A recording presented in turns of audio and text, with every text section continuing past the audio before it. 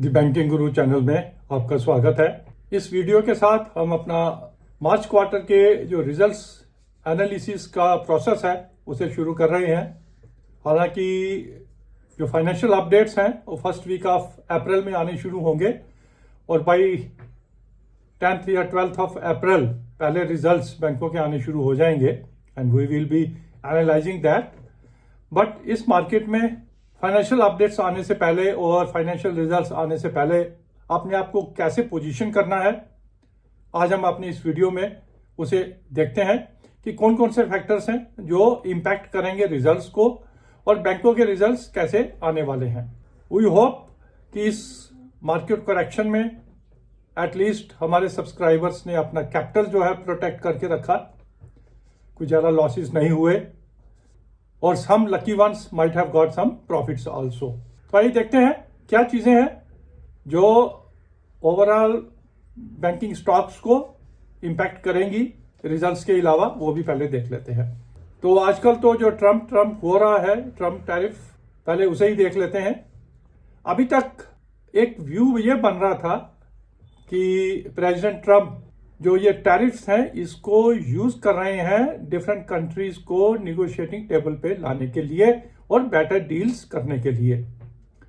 But slowly it appears to be it is beyond that and Trump is using these tariffs as a long term policy and clearly he has said it कि in the process US economy को further push देने के लिए अगर टेम्पोरेरली slow down होता है तो I am not bothered. इसीलिए जहां टैरिफ्स जो हैं डिफरेंट कंट्रीज को इंपैक्ट करेंगे उससे ज्यादा जो है यूएस इमीडिएटली शॉर्ट टर्म में यूएस इकोनॉमी को भी इंपैक्ट करेंगे। और फर्स्ट इंपैक्ट डेफिनेटली होगा कि अगर टैरिफ्स इंक्रीज होंगे तो इन्फ्लेशन बढ़ेगी और अगर इन्फ्लेशन बढ़ती है यूएस में ग्रोथ स्लो डाउन होगी टेम्पोरेरली। अगर ग्रोथ स्लो होगी, इंपैक्ट इन्फ्लेशन बढ़ेगी तो यूएस फेड से रेट कट्स हम for the time being expect नहीं कर सकते। This is the one impact which it is going to have on the our banking system also कि we don't expect a bigger rate cuts from the US Fed. But in the long term अगर ये president Trump की policy successful रहती है and it appears to B कि to some extent successful हो भी जाएगी, क्योंकि many companies and many countries have started negotiating to do the investment in the US economy also। जैसे हुंडई ने कह दिया कि एक ह्यूज अमाउंट जो है हम यूएस में अपना कार की प्रोडक्शन के लिए इंक्रीज करेंगे। इसी तरह बाकी भी आ रहे हैं आगे and this is what the Trump wants कि अपनी मैन्युफैक्चरिंग को इंक्रीज करें। तो हमें तो ट्रम्प टैरिफ्स के साथ ही जीना पड़ेगा और even the 2nd of April it is not going to be the end of the story. 2nd अप्रैल को हो सकता है जो ट्रेड डील के ऊपर बातचीत चल रही है उसके कुछ बाहर आए और उसके बाद कह दिया जाए कि फर्दर डेलिब्रेशंस जो है over a period of time होंगी। कुछ आइटम्स के ऊपर हम अपना रेट रिड्यूस करें और कुछ आइटम्स के ऊपर ट्रम्प टैरिफ आ जाए।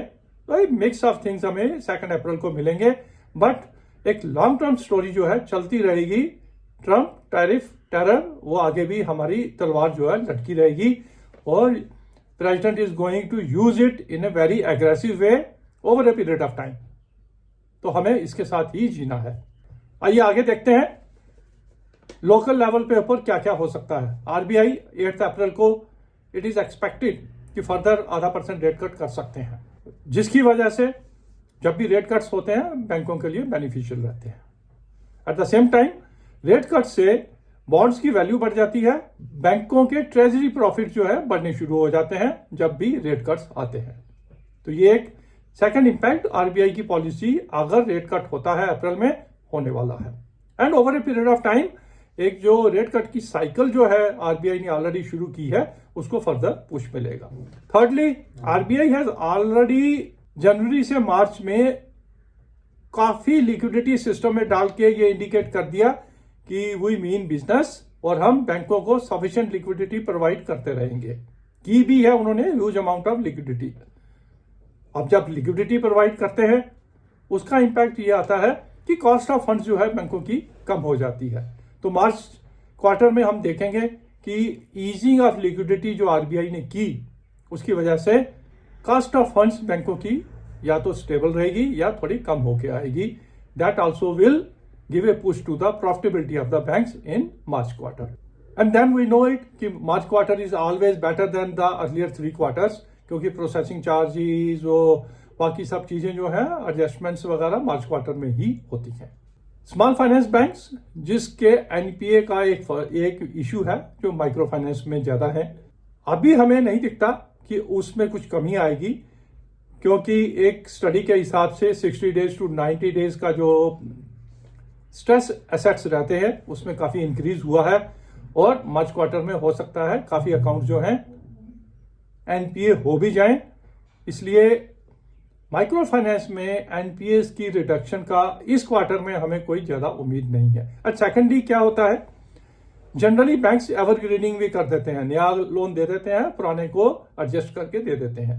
बट उसके ऊपर भी स्मॉल फाइनेंस बैंक्स ने एक होल्ड लगा दिया, रिस्ट्रिक्ट कर दिया कि फर्दर फाइनेंसिंग ऐसे केसेस में वो नहीं दे रहे हैं. इसलिए एवरग्रीनिंग भी वो कम कर रहे हैं, जिसकी वजह से एनपीएस भी फर्दर बढ़ सकते हैं मार्च क्वार्टर में. But at the same time there is a base effect policy also. Base effect means कि एक फाइनेंशियल ईयर 24-25 में जो मार्च में खत्म होगा, काफी एनपीए डिक्लेयर हो गए, एक बेस जो है एनपीएस का बढ़ गया. अब उसके ऊपर नेक्स्ट ईयर में एक तो स्ट्रेस थोड़ा कम होने की उम्मीद है, क्योंकि ऑलरेडी काफी क्लीन अप हो चुके होंगे या डिक्लेयर हो चुके होंगे, और दूसरा बेस इफेक्ट जो आ जाएगा, बेस ज्यादा है, उसके बाद जो एनपीए डिक्लेयर होंगे वो हमें कम दिखेंगे. इसको हम ऐसे समझते हैं, किसी बैंक ने 200, 300, 400 करोड़ की on an average NPS declare करते हैं. मार्च में उन्होंने 500 करोड़ कर दिया.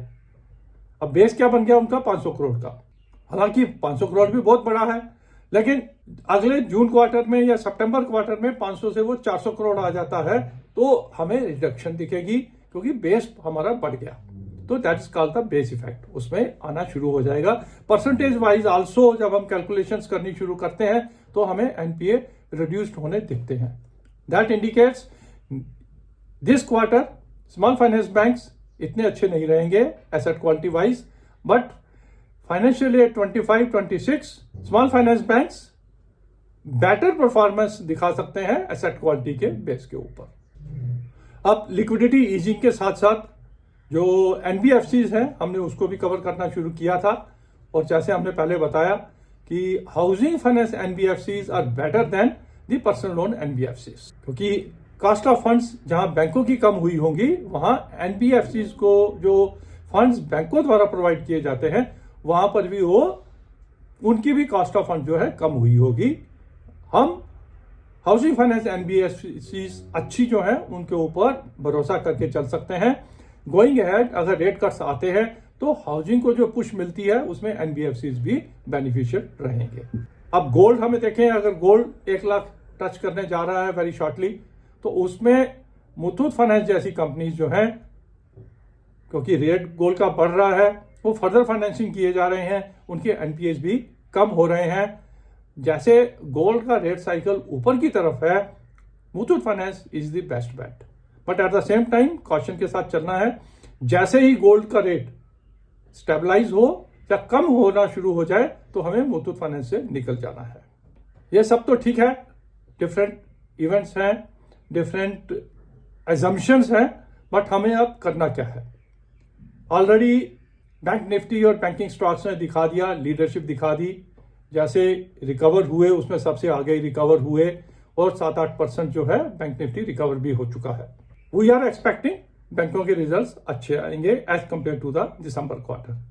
But at the same time we are expecting कि जून क्वार्टर जो है मार्च क्वार्टर से थोड़ा ढीला रहेगा. तो अभी हमें क्या करना है? If we are short term investor, जैसे ही मार्च क्वार्टर के रिजल्ट अप्रैल में आते हैं, अच्छे रिजल्ट्स आए तो इमीडिएटली बैंकों में से हमें प्रॉफिट बुक कर लेना है, क्योंकि जून क्वार्टर थोड़ा स्लो आने वाला है. हमें मौका आगे मिलेगा उन्हीं बैंकों में दोबारा इन्वेस्ट करने का, एंटर करने का. तो अपना प्रॉफिट कमाइए, वेट कीजिए, रेट्स अगर कम आते हैं दोबारा एंटर कीजिए. बट अगर आप लॉन्ग टर्म इन्वेस्टर हैं, से 1 साल से ऊपर का व्यू लेके चलते हैं, nothing to worry about. remain invested in the good banks, and you will earn very handsome profits over a period of 1 year, 2 year, 3 years, provided we have a confidence in the Indian economy.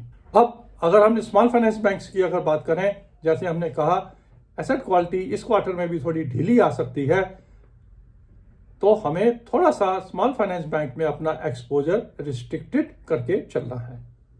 But at the same time अगर ये बात सच होती है कि March quarter में asset quality small finance bank की नीचे आती है, डाउन आती है, रेट्स थोड़े से कम होते हैं, तो हमें उसमें एंटर करना शुरू कर देना है, क्योंकि next year small finance banks better perform कर सकते हैं. दैट इज द स्ट्रेटजी हमें लेके चलनी है. तो ये था हमारा एक एनालिसिस कि हमें अपने आप को कैसे पोजीशन करना है. जैसे जैसे हमारे पास फाइनेंशियल अपडेट्स आएंगे, बैंकिंग रिजल्ट्स आने शुरू होंगे, we will get back to you with further analysis. But ध्यान रहे, share market investment is subject to market risk. Understand the risk and then only invest. Thank you.